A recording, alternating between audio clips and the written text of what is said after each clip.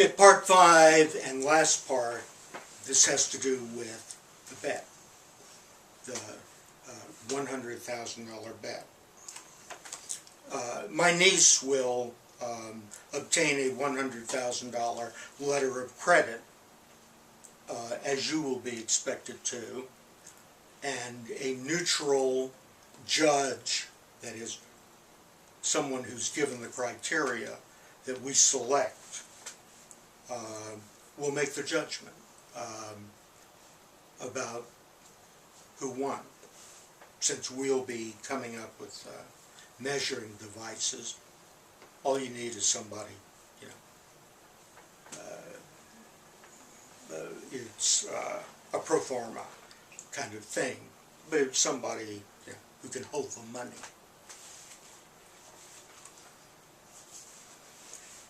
Jefferson was intense.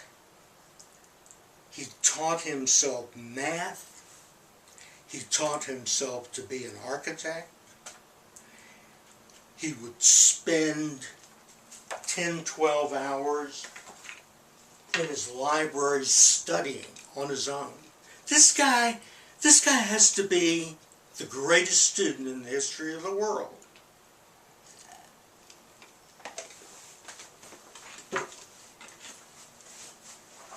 He taught himself ancient languages. And when he took over at a job he could actually do,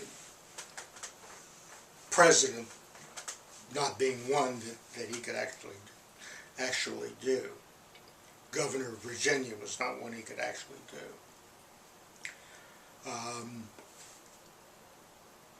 When he was governor of Virginia, he reorganized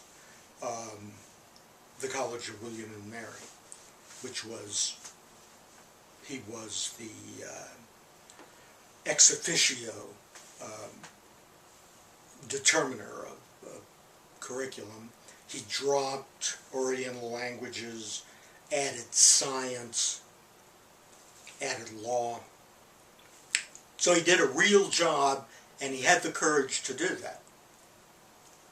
And he was qualified. So, his biographers agree that he was shy. He was musical. He had a musical talent. He was controlling, and I would say he was risk averse. So, when he would run into John Marshall, who was a distant cousin, pretty much all the white people in Virginia were cousins. He would agree with whatever Marshall said. This is what he said to people. He said, "I'm not getting into an argument with John Marshall. He takes your words, twists them, and will end up bringing you to a conclusion that's totally opposite to what you originally held. So if he asks me, is it raining outside? I say, well, I can't be sure. It looked like it might rain before, but I haven't been out in the last 10 minutes. It looked like it might not." This is because getting into an argument with Marshall was an anxiety-producing encounter. And when he was president, he would hold dinners for members of Congress, but he would only meet with members of his own party at one time, and then another dinner would be for members of the other party, because he couldn't bear to be around people who were in a political argument. Now, a lot of people are like that. I mean, they don't like being around argument, conflict, threat, even when they're not the ones involved. Just the idea of people showing anger upsets them. And that's the way he was. Apparently, in his last year as president, when he was very, very unpopular because of the effects of the War of 1812, he shut down the port of Boston because he didn't want American ships to be sunk because France and Britain were at war. And if an American ship was carrying goods to either country, the other one would sink it. And he didn't want a war with either one. For one thing, wars cost money, and he didn't believe in high taxes. In the in the Revolutionary War, he was governor of Virginia. And when the British were marching on Richmond, ultimately they burned down the capital of Virginia.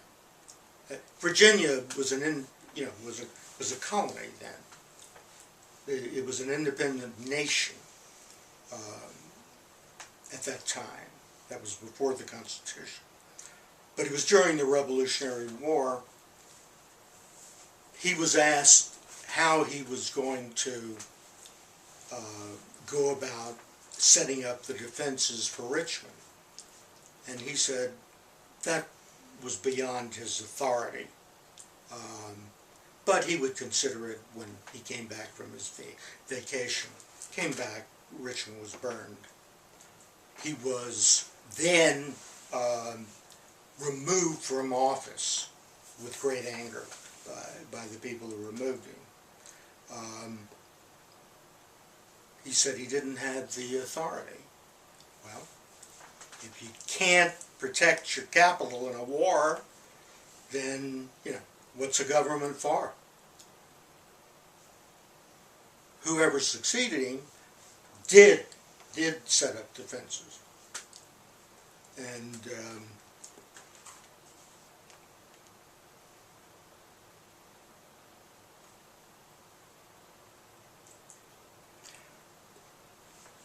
so, in his last year as president, he withdrew and didn't do any work. I think he may have gone home. I mean, he was unpopular and apparently consumed with self-pity and had migraine headaches and just stopped being president. I mean, he didn't quit. He just threw a tantrum and stopped working.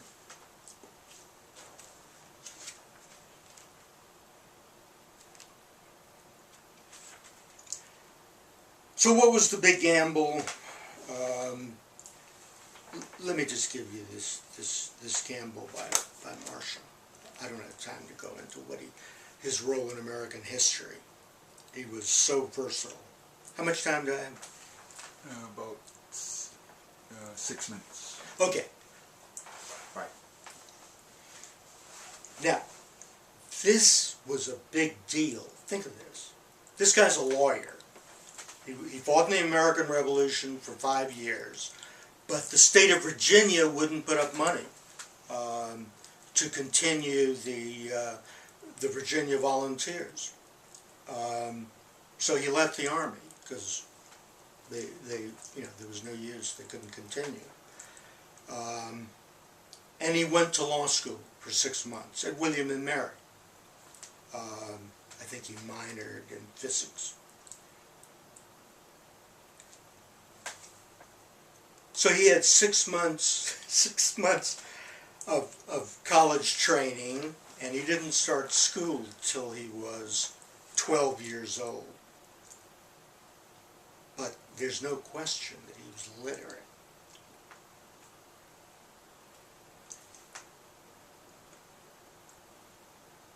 Practicing law in Virginia he developed a reputation. He was an appeals lawyer. Why was he an appeals lawyer? Because Virginia regulated the amount of lawyers' fees. And an appeals lawyer could get a higher fee than a court of original jurisdiction lawyer. So he did appeals and was very much in demand.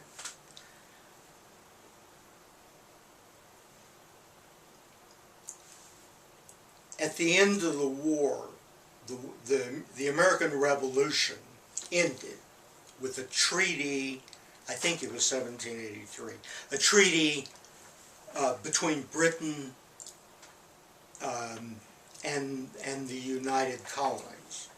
There were still 13 separate countries at that time, but they were united for certain purposes. And I think this was called the Treaty of Paris.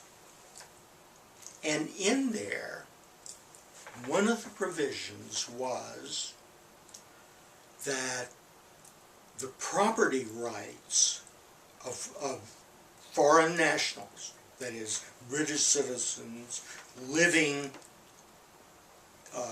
on American soil, or who had been living on American soil but left during the war, their property rights would be protected. They would still own their property. That was part of the settlement. Normally, the state of Virginia, which was a nation, had seized the property of Lord Fairfax. Huge amount of land, which is probably northern Virginia today.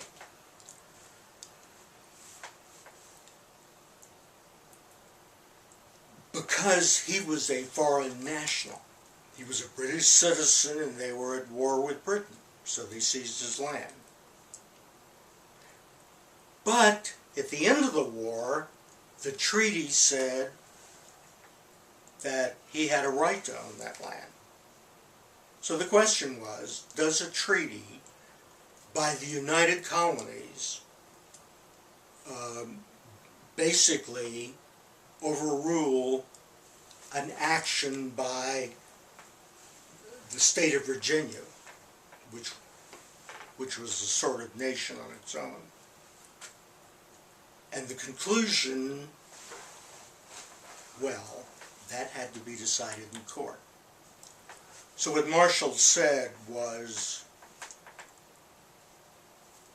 if he could get that into federal court, into a national court, then he could win a case on behalf of Lord Fairfax. On the other hand, if it was settled in a Virginia court, the Virginia court would give it to the state of Virginia. So it was a huge amount at stake. And the Fairfax estate was dumped on the market at a huge discount. Why? Because there was a cloud on the title. Nobody knew who owned it. If you bought it and Virginia ended up seizing it, you lost all your money. So that was his bet, that he could outlawyer the state of Virginia and get possession of it.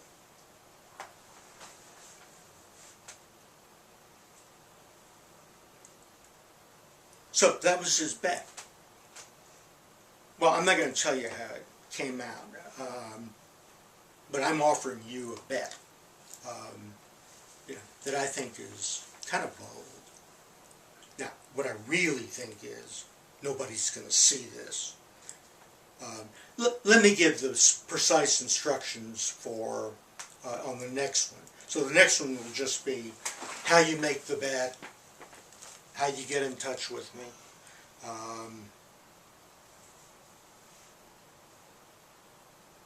So, end of what? 5? Yeah. Okay, one more.